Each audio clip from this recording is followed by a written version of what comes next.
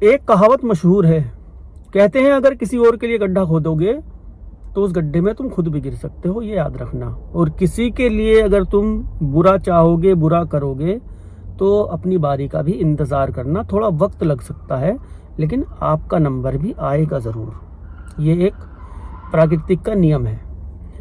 अपनी कहानी पे आते हैं। 12 जून 2016 राजस्थान के जैसलमेर इलाके में एक हाईवे पे एक्सीडेंट हुआ। जिस शख्स का एक्सीडेंट हुआ था बुरी तरह गाड़ी इसको कुचल के चली गई। पुलिस को सूचना दे दी गई। पुलिस वहां पे आई, देखने से लगा कि शायद ये शख्स जो है रोड पार कर रहा था। रोड पार करते करते इसका एक्सीडेंट हुआ, गाड़ी ने टक्कर मारी और गाड़ी आगे बढ़ गई। लेकिन जिस तरह से वो कुचला हुआ था उससे अनुमान ये लगाया गया कि शायद ये कुछ और मामला हो। गाड़ी के पहियों के जो निशान थे वो निशान बता रहे थे कि गाड़ी कुचलने के बाद आगे गई, आगे जाने के बाद फिर बैक में गाड़ी वापस आई, वापस आके फिर इसको कुचला और कुचल के फिर आगे बढ़ी। पुलिस को ये संदिग्ध लगा मामला। पुलिस ने उसकी जमा तलाशी ली। जमा तलाशी में उसकी जेब से कुछ कागज मिले। एक कागज पे एक नंबर लिखा हुआ था। पुलिस ने उस नंबर पे फ़ोन किया। फ़ोन करने वाले पुलिस ने फ़ोन किया, जिसको पास फ़ोन किया था उसने फ़ोन रिसीव किया। उससे पूछा कि कौन बोल रहे हो। उसने बताया मैं सुरेंद्र बोल रहा हूँ। कहाँ से? कहने लगे मैं सूरतगढ़ से बोल रहा हूँ, यानी जहाँ से एक्सीडेंट हुआ वहाँ से 200 किलोमीटर दूर। अब इन्होंने कहा, पूछा पुलिस ने कि कोई तुम्हारे घर परिवार का शख्स कहीं पे गया है या इधर की तरफ आया है जहाँ से उन्होंने बताया था, जैसलमेर की तरफ। उन्होंने कहा कि नहीं जानते। नंबर कहाँ से आया? उस शख्स ने पूछा। उसने बताया कि किसी शख्स का यहाँ एक्सीडेंट हुआ, उसकी जेब से तुम्हारा नंबर मिला, अगर हो सके तो आ जाओ और उसकी शिनाख्त कर लो। सुरेंद्र ने कहा ठीक है मैं आता हूँ। सुरेंद्र वहाँ से चल दिए। 200 किलोमीटर दूर, वक्त लगता है आने में। लाश को मोर्चरी में रखवा दिया गया। लाश पूरी रोड से चिपकी हुई थी। चेहरा वेहरा वैसे उसका दिखाई देता। जब गाड़ी उसके ऊपर को उतरी, मुंह और नाक में को उसके खून आया और वो खून वगैरह उसके चेहरे पे चिपका हुआ था। वहां से वो लोग आए, पुलिस ने उनको मोर्चरी ले जाके इसकी दिखाया कि शिनाख्त कर लो कौन है ये। उन्होंने पहचान लिया कि ये तो घनश्याम है, हमारे परिवार का है। इन्होंने घनश्याम के घर परिवार को इत्तला दी कि घनश्याम का एक्सीडेंट हो गया। अब ताज्जुब ये कि घनश्याम 200 किलोमीटर दूर करने क्या आया था। इसके घर परिवार वाले आए वहां से, उन लोगों ने भी शिनाख्त कर ली कि घनश्याम है, लेकिन यहाँ का तो उसका कोई काम ही नहीं। ये तो बढ़ाईगिरी का, लकड़ी का काम करता है और वहीं आसपास में ठेके लेता है, वहीं पे काम चलते हैं इसके। ये जो सुरेंद्र थे घनश्याम के बारे में सब कुछ जानते थे। जो इसके साथ वो शख्स आया था सुरेंद्र का दोस्त, वो भी जानता था। पुलिस ने इनसे ही पूछा कि कुछ दुश्मनी वगैरह का किसी को कुछ पता हो तो बताओ।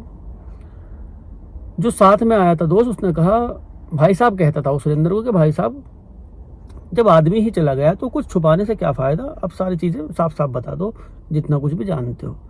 सुरेंद्र ने उसके बारे में बताया। पता लगा कि किसी महिला से इसका प्रेम प्रसंग चलता था घनश्याम का। गीता रानी उसका नाम है। अब इसके घर परिवार वालों से ही पता लगा।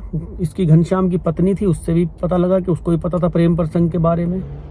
पत्नी को भी शक के दायरे में रखा कि कहीं पत्नी ने तो नहीं करा दिया ये सब कुछ। गीता रानी के बारे में पता लगा कि वो कहाँ है। उसकी भी शादी वहीं एक कस्बा पड़ता है, अबूहर कस्बा, वहाँ पे उसकी शादी हुई थी। उससे भी पूछताछ हुई। उसने बताया मुझे तो कुछ मालूम नहीं। वहाँ पे पहले से ही मातम पसरा हुआ था। उसका देवर गायब था। एक देवर था उसका, गीता रानी का, वो बेचारा गायब था। अब पुलिस ने पूरी परतें खोलनी शुरू की। पता लगा कि वाकई गीता रानी की और घनश्याम की अभी तक भी इनकी काफ़ी लंबी लंबी बातें होती थी। इसकी लोकेशन ट्रैक की। गीता रानी के घर पे इसकी लोकेशन भी पाई गई कि ये 2 दिन पहले लोकेशन इसकी वहाँ के घर की थी। उसके बाद कल लोकेशन इसके खुद के घर की थी, यानी गीता रानी से मिलकर ही आ चुका था। सब कुछ खोलते खोलते पुलिस के हाथ एक सुराग लगा। इस सुराग में पता लगा कि एक शख्स है, सोनू उसका नाम है, और एक शख्स है इंद्रजीत। सोनू की तो वो गाड़ी थी, इंद्रजीत उसका दोस्त है, और एक सीसीटीवी कैमरे में ये गाड़ी आई जो कुचल के यहाँ से गई थी। इन दोनों को उठाया। उठाने के बाद इनसे पूछताछ हुई। इन लोगों ने जो राज खोले, अब तुम ये कहानी जरा ध्यान से सुनना। ये जो घनश्याम था, एक गरीब परिवार में ये पढ़े लिखे बड़े हुए। 14-15 साल की उम्र में इसने एक लकड़ी की दुकान पर काम करना शुरू किया। धीरे धीरे काम सीख गया।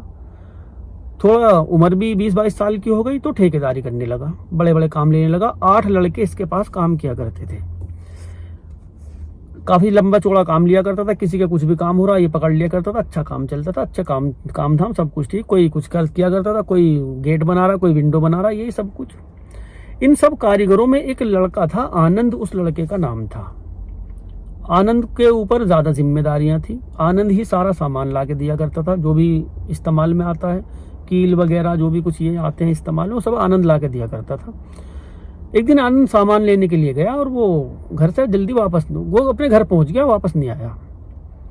इनको परेशानी हुई कि आनंद आज काम पे नहीं आया, कहाँ है पता नहीं, सामान लेने गया था, घर पहुंच गया। ये जो घनश्याम था ये बुलाने के लिए आनंद को इसके घर पे गया। दरवाज़ा खटखटाया उसका, इसको इसके घर का पता नहीं था, मोहल्ले वालों से पूछता पाछता गया, कभी इसके घर नहीं गया था पहली बार जब ये इसके घर पे गया आनंद को ढूंढता हुआ, वहाँ एक लड़की ने गेट खोला। लड़की खूबसूरत थी। घनश्याम ने उसको देखा, देखने के बाद देखता रहा। उस लड़की ने पूछा कि क्या चाहिए, किससे मिलना। उसने पूछा कि ये घनश्याम का घर है। उसने बताया हाँ। तुम्हें भैया से क्या काम है, यानी घनश्याम की वो बहन थी। उसने कहा कि मैं जो हूँ उसका, आनंद का घर है, मैं घनश्याम हूँ ठेकेदार, जो जिसके पास वो काम करता है। ठेकेदार ने जब उसने नाम लिया कि मैं ठेकेदार हूँ जिसके पास वो काम करता है, उस लड़की ने और इज्जत से बात की और कहा कि अंदर आ जाओ, भैया के मुँह से नाम तो सुना तुम्हारा कि मैं उनके पास काम करता हूँ, देखा नहीं कभी। घनश्याम को अंदर जाके देखा, घनश्याम को बुखार चढ़ रहा, काम करते करते उसको बुखार हो गया था, वो घर आके लेट गया। इससे मिले, दवाई की बात की तो डॉक्टर को बुला के उन्होंने दवाई दिलवा दी घनश्याम ने, और ये वापस आ गया ख्यालों में उस लड़की के कि वो लड़की इतनी खूबसूरत उसने आज देखी। बहाने से अब इसके आनंद के घर जाना इसने शुरू किया घनश्याम ने। अब लड़की भी कोई ऐसी ना समझनी थी, 18-19 साल की वो लड़की थी, वो भी उसकी नज़रों को पहचानती थी। धीरे धीरे इन दोनों की नज़दीकियाँ बढ़नी शुरू हुई। नज़दीकियाँ बढ़ी तो प्यार का इजहार भी हो गया। इजहार मोहब्बत, अब मिलना चिलना शुरू। इसकी भंवरी देवी इसकी माँ थी, जो आनंद था लड़का जिसको बुखार हुआ था, इसकी माँ का नाम था भंवरी देवी। इसके जो पिताजी थे रामेश्वर इनका नाम था, ये भी घर पे रहते थे। 2 बहन भाई थे ये माता पिता। ये माता पिता एक दिन कहीं पे गए हुए थे। घनश्याम काम पे था, अपने बुखार उतर गया था, काम पे था, और ये गीता रानी अकेली घर पे थी। ये आनंद, बार मेरे नाम मुंह से घनश्याम निकल रहा, आनंद। ये घनश्याम इसके घर पे गया, इसको पता लगा कि मम्मी पापा तुम आ गए। इन्हें आनंद ने बता दिया था कि घर पे अकेली बहन है, आज मैं जल्दी काम से जाऊंगा।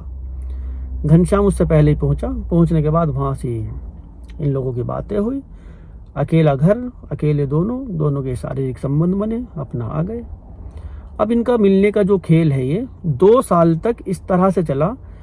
घनश्याम उसको नींद की गोली ला के दिया करता था। वो दोनों जब भी इनको मिलना हुआ करता था, ऐसे नहीं रोज मिलते थे, जब भी 8 दिन में 10 दिन में जब भी मिला करते थे, नींद की गोलियां वो लड़की अपने माँ बाप को और भैया को खाने में दे दिया करती थी और आराम से दोनों मिल लिया करते थे।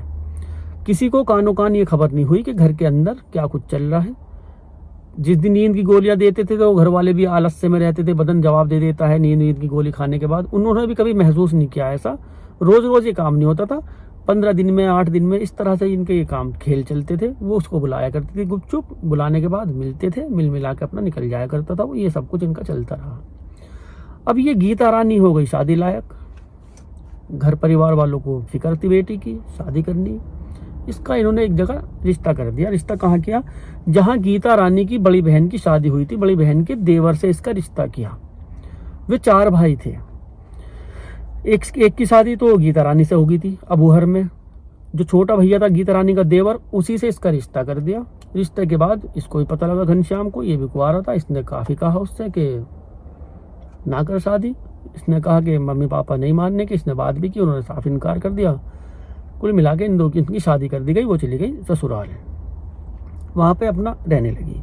गीता रानी का एक दोस्त था, भूप्रकाश इसका नाम था। वो अपंग था, एक पैर जो है उसका बिल्कुल भी काम नहीं किया करता था।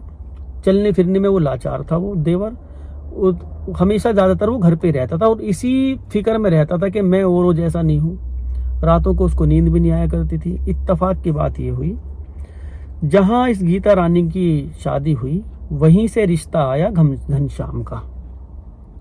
अब इसने सोचा कि वहीं पे ससुराल हो जाएगी, वहीं पे गीता रानी है, उससे मिलना चिलना भी होता रहेगा अपना, ठीक।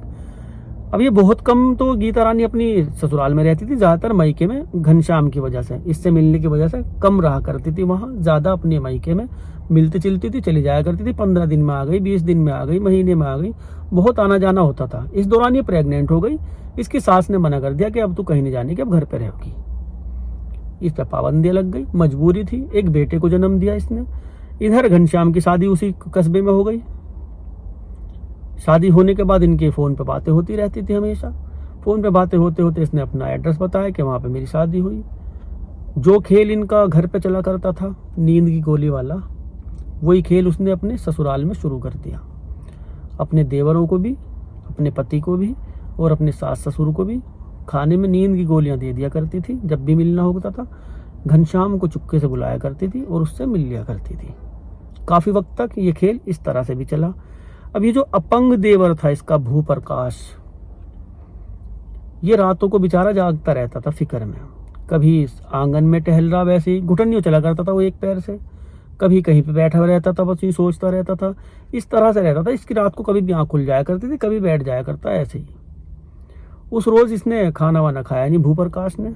ये बैठा हुआ था अपने छज्जे पे ऊपर की तरफ। इसने देखा घर के अंदर से कोई निकल के गया और गीता रानी ने, उसकी भाभी ने, बाद में फिर गेट बंद किया। गेट बंद करने के बाद जो भाभी है उसकी, गीता रानी, वो अंदर जाके चुपचाप सो गई। इसको शक हो गया कि घर के अंदर कुछ ना कुछ चल रहा है। भूप्रकाश ने अपने भैया से बताया सुबह को कि रात मैंने ऐसे ऐसे देखा, घर से कोई निकला और भाभी ने दरवाज़ा निकाला उसको, भाभी ने दरवाज़ा बंद करा। मुझे नहीं पता कौन था, ये मुझे दिखाई नहीं दिया, बस इतना पता कि घर से कोई निकला था। गीता रानी से उसके पति ने पूछा कि रात क्या माजरा था। उसने झूठ वूठ बोला। उसने उसे पीट दिया बढ़िया करके। जब वो पिटा गई, उसने घनश्याम से कहा कि रात पति ने मुझे इस तरह से मारा। पति को, उसको गुस्सा आ गया, घनश्याम को, प्रेमिका को इस तरह से मारा, बताऊंगा इसे। अब उसे बताने के चक्कर में कि ये सारा करा धराया जो है भूप्रकाश का है, उसने चुगली करी हमारी। ये इन दोनों दोस्तों को लेकर आया, सोनू को और इंद्रजीत को। नींद की गोलियां पहले से इसने दे दी थी सबको। इंद्रजीत भी अपना, इंद्रजीत की गाड़ी थी, नहीं सोनू की, सोनू को तय करा था 75,000 रुपये में। इंद्रजीत जो था दूसरा बंदा, इसको 25,000 रुपये में। गाड़ी की वजह से कि सोनू की गाड़ी है इसलिए उसे 75,000 में, 1 लाख रुपए में दोनों बंदे तय हुए। तीनों ये घर पे गए, नींद की गोलियां दे रखी थी। अंदर गए घर में, दोनों ये गाड़ी के पास खड़े रहे और ये घनश्याम गया घर के अंदर। वहां से कंधे पे डाल के भूप्रकाश को उठा के लेके आए। बेहोशी की हालत में पड़ा हुआ था, ज्यादा ही उसको नींद की गोली दे दी थी। भूप्रकाश को लेके आए, गाड़ी में डाला इन्होंने, ले गए। वहीं पे 8 किलोमीटर दूर एक नदी पड़ती है उधर की तरफ। गमछे से उसका गला घोटा, जो अपंग था बेचारा, वो गला घोट के उसको मारा। मारने के बाद उस नदी में फेंक दिया। उसमें कीचड़ रहती है बहुत, किसी को पता नहीं लगा कि कौन कहाँ आया था, कौन गया था। ये भूप्रकाश रात को गया कहाँ। सुबह को इन लोगों की आँख खुली, ढूंढते फिर रहे भूप्रकाश कहाँ है, पता ही नहीं लग रहा।